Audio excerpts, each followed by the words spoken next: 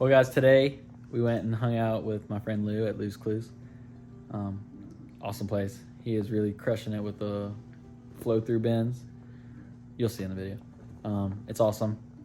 Hang out with me today, me and the wife. Let's get to it. Something like that up on top, You get the melon on it. and they just like attract to it.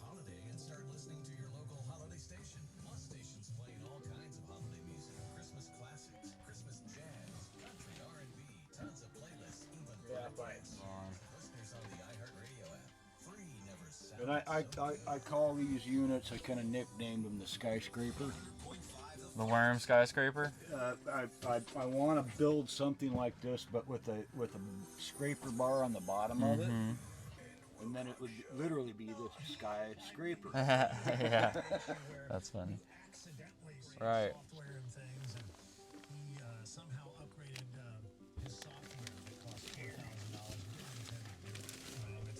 Oh my goodness, there's so many worms.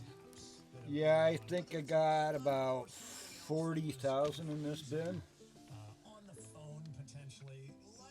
You know, without actually separating and weighing and counting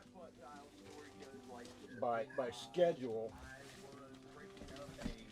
And one thing that I found out that is really, really, really important, not necessarily on this one, but I do have a big heat pad so that I can regulate the temperature in here. Mm-hmm.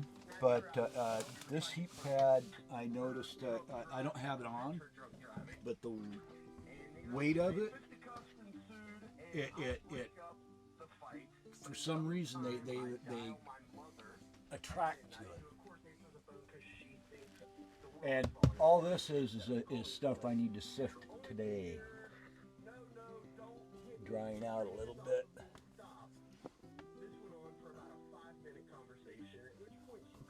Very nice. Let's see.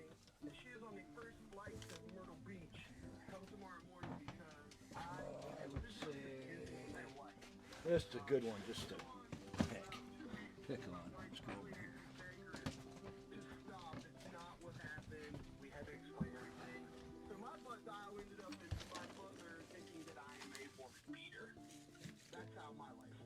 And these guys are ready to be fed.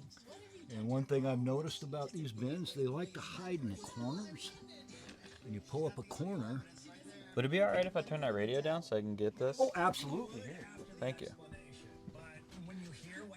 Hey, let's make a little clip real quick. I'm a firm believer that Here, you want to hold on to that? That's a microphone, so everybody can hear you. Guys, this is my friend Lou. How you doing? I started a business called Lou's Clews, and as you can see, he is crushing it with the worm farm. And so he's just talking about his bins right here. Figured I'd get some footage of it, because he is killing it in the worm business. Yeah, I've been feeding him a mixture of different things. I kind of want to keep that to myself. Mm-hmm. And my other worm brother, I'm more than happy to share it. But they always seem to like hold up in the corners more than anything else. Some are more than others. There's roughly about 500 worms in this box. They're all happy and healthy. Very, very happy. I'm surprised at how, here we go. They always hide up in a corner. And you'll find in the corners where they hide up like this, you'll find clusters of little teeny tiny babies, almost like they're sheltering them.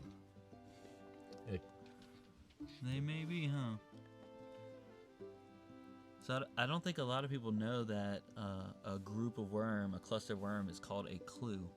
No, and it's spelled differently. When I was getting into worms, I was like, well, what do you? I actually Googled and said, what do you call a bunch of worms? Mm-hmm. And I was like, what do I call it? My herd? Right. My platoons? My battalion? What do you call them? So I Googled it and found out that it was Clue. And it's not like Blue's Clue, which is C-L-U-E. Right. It's C-L-E-W. And a cluster of worms is called a clue. And this is Frost. I was told he was named Frost because Frost bites. Yeah, I think that's he's a super shop clever. dog. I think that's super clever, and he has not bit me yet. So Nah, he doesn't bite very hard. no barks or nothing. But guys, check out this rack system he's got set up. Incredible. He is doing incredible. This system works really well. One thing that you have to be really aware of is that temperature of the worm bins have to be at least 70 degrees. And heat rises, so I got to be very careful about having heat at the You top. got it up here at like 80. Yes, and that's about maximum for what the worms can handle. Right. But as you go down, the temperature drops. So on the bottom, because we live in Alaska and it's so cold outside, you get a lot of draft coming from the door in areas like that. I can feel the coolness down So here versus up top. it's definitely cooler down below. And it's nice to have a heat gun to see that that's a good temperature. This one's going to be a little bit cooler, which is that's kind of like at the bottom of the combat. But on the bottom ones, I put heat pads in them. And the heat pads really don't show anything on the top, but on the bottom underneath, it's like 66 degrees. So they can deal with that. This is awesome. Yeah, one of the things that I've learned is that you're not necessarily farming worms, you're farming the microbiology that the worms create. One of the things that I do feed them is biochar, charged biochar. There you go. And the reason why I use charged biochar is because when you have just regular biochar and you put it into the soil, it will absorb nutrients. It'll actually rob the soil of the nutrients. Yeah, it'll leach it out of the until it charges itself. Once it's charged, then it will start releasing it very, very slowly. The biochar is homes for the microbiology. Exactly. So I feed my worms a small percentage of charged biochar, so that they already have. Well, that's some next the level homes. stuff. Yeah, that's some next level stuff you're doing there. Yeah, so they already have the homes that the microbiology needs. Right. They don't have to create it; it's already there for them. That's so awesome. therefore, you're advancing the steps that much faster, naturally. Creating a more biologically active living soil. Exactly. It's amazing. And that's where it's all about. It's not. It's not adding more chemicals. You are what you eat. And same thing with the worms. Exactly. They are what they eat. If you give them the nutrients that you think a plant needs, they will create it into a plant uptakeable nutrients. It'll be water that is soluble, already plant available soluble, in the soil. Why use chemicals? Y'all hear that? Why use chemicals when you can just use worms? Feed them exactly what you need the plants to uptake, and your plants will have it bioavailable. He's doing some next level stuff, throwing biochar in there. Game changer. Nobody does that but him. Clews does that. So that's awesome right there. If you don't know about biochar, you need to look it up. Biochar is super vital in the garden, and because he charges it already, it's not going to leach anything. He's doing good stuff. One thing that I've found is that I'm semi-retired. I've retired from my regular source of income, and I'm on a really fixed income. Well, one thing that I've learned is that everybody else is going to work and doesn't have time to research, doesn't have time to really invest into learning different things. I've got lots of time. All I do is sit and research and research and research. Right. So therefore, I have the ability to gather more information than other people, but I'm also, because of the way I am, I want to share that information with other people. That's really cool. That's one of the things I really like about you, is because I am the same way. I get this information, and I want to share it with people that are like-minded and also trying to grow good food, and good medicine. The thing is that people like us, will never ever be Rockefellers and Sinclairs. We're gonna try though. Why? Because we're so willing to give Right. and share with other Yeah, people, not greedy. and that's our riches. Yeah. Yeah. That's our riches. Being able to feed our neighbors, that feels better to me than having a bunch of money.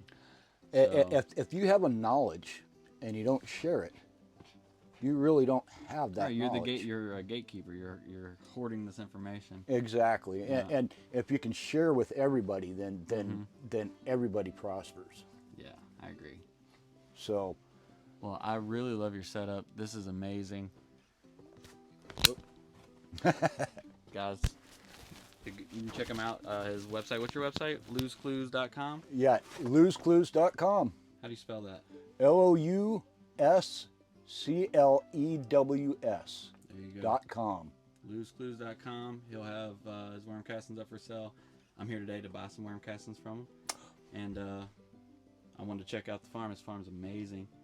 But I'm gonna get off here. I'm gonna hang out with my friend. We're gonna talk some more worms, and well, let's talk to you soon. He's camera shy now. Oh no. I was gonna be clever and say Frost does bite because he was just over here gnawing on me. Hey, who's on guard? You gonna watch him? That's the first bark I've heard. You watch him?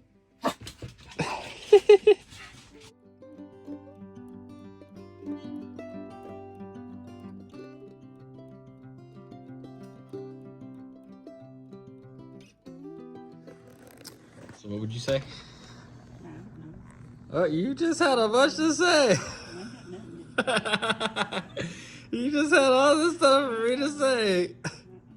No, those were ideas for you to say, not for me to say. All right, what were those ideas again? I don't know. She has no idea this is gonna make the cut. This right here, this interaction, is gonna make the cut. Maybe it won't. It might though. All right, what should I say? What? All right, how about you help me get a good camera angle? How about that? What's a good camera angle? Should I get the fish tank, Yes. the dirty fish tank, or The dirty, gross fish tank, because you can see all the food floating up there from Yeah, this thing. right. From this angle, you can see that I overfed him. Or I got the Christmas tree that I poorly decorated back there. It is beautiful outside, though. I got a dirty window, though. A dirty window. It's dirty on the inside where it can't On the clean it. in the in betweens. That's the in between on this I know. side. Well, Otherwise, that would be clean because that bothers me. It looks like a bird pooped on it.